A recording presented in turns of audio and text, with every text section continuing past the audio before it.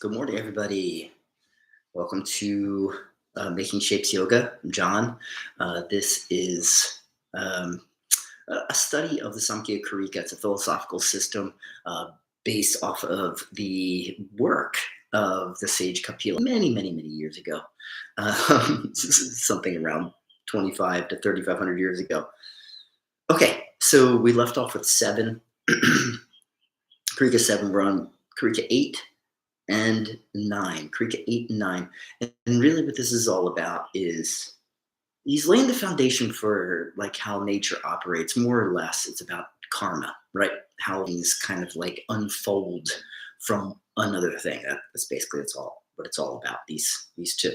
So in Karika 8, he says, the non-apprehension of nature is due to its minuteness and not to non-existence. It is ascertained from its effects. Those effects are hot and the rest, and they are similar and dissimilar to nature. Okay, so right, we misunderstand nature because of its minuteness. Essentially, what he's saying is like, we can't see, like the molecules and atoms that make up things necessarily, but we see the things from which those atoms, molecules, we see the solid, we see the liquid, we might see the gas itself, right? And like it says, those, to its not to its non-existence, right? So we don't misunderstand nature because it doesn't exist. And here Kapila is trying to separate in his philosophical system. It's a very rigid school, right? Based on very early science, essentially. It does deal a lot with the mind, how the mind interprets nature.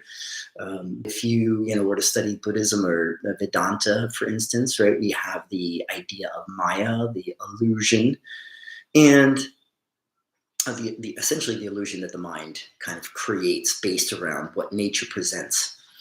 In this case, right, nature is, it exists on its own terms. We're trying to understand nature without the filter of, our own intellect and ego and the tools that are our senses that are very limited. As mentioned, right, we can't see those atoms. We can't observe those atoms with simply our eyes and any of those other tools. So he goes on. Those effects are mahat and the rest. Okay, excuse me. Let me just start from the beginning. The non-apprehension of nature is due to its minuteness and not to non-existence.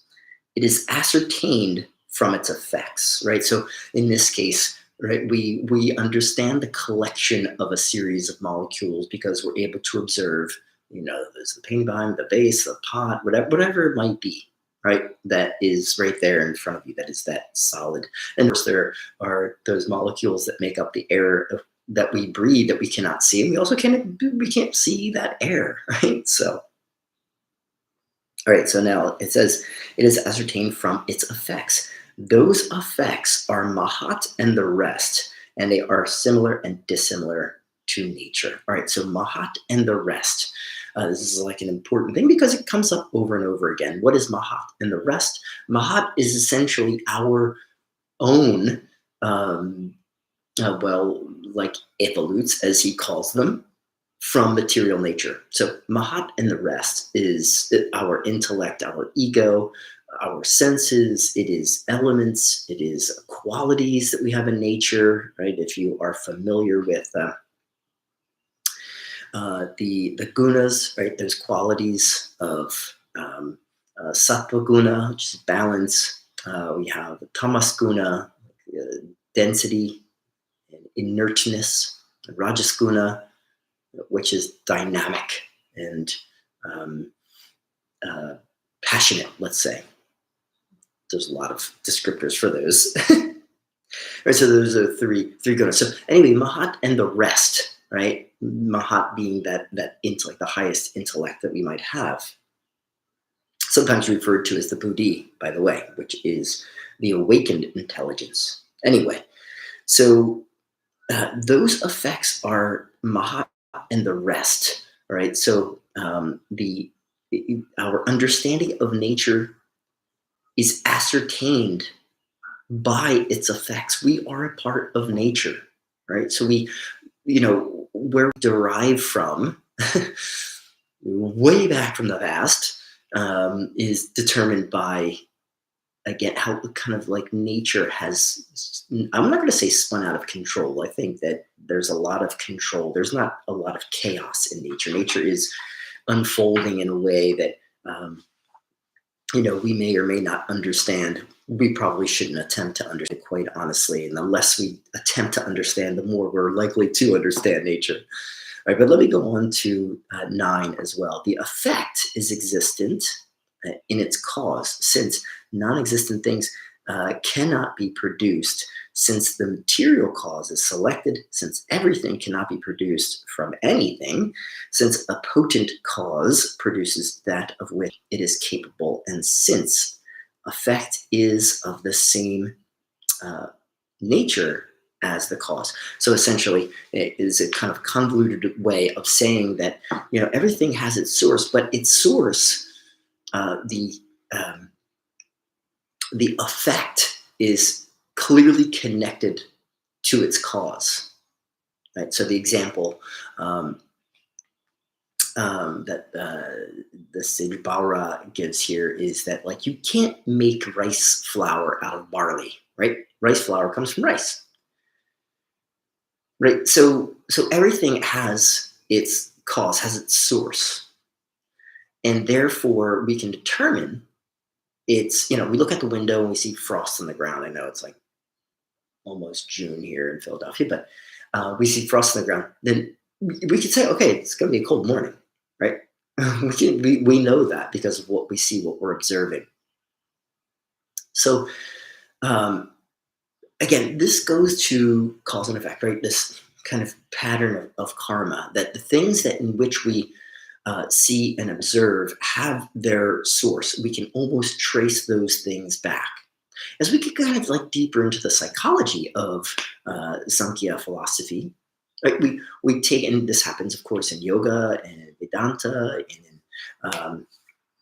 Visheshika, which is more sciencey as well, less psychological, just like Samkhya here. But in any case, um, everything, of course, has its cause. So how do we respond? Why are we responding in certain ways to certain experiences? There's must be a source to the reason why we respond in a certain way. And these are the things that, through the practice of yoga and self-awareness, we kind of learn to grasp, right? As part of the work that we have to do as yoga practitioners, right, is to understand the source of our behaviors, right? Because the behavior that we have in that moment is, is caused by something, right? And it's probably not just the thing that is happening immediately in front of us. It is something that has happened some time ago, right, in our past. And we have to learn to break, of course, that cycle. This is the crux of it all, right? How we break it, right? And in breaking it, of course, we want to create patterns that are helpful both to ourselves and in the immediate world around us. It's a very difficult thing to do. I was talking to my daughter last night. I get home from work, I'm very tired, right? And this is going to have an effect on the way in which we communicate, right? And I kind of apologize. Like, this is the nature of things. I'm tired. I'm exhausted. I want to get things done. I got to, make our lunches. I got to do all this stuff. So let's take that into consideration. All right. And this is a great way to preface things when you're communicating with people as well. All right. Well, thank you so much for joining. Have a great day. Peace.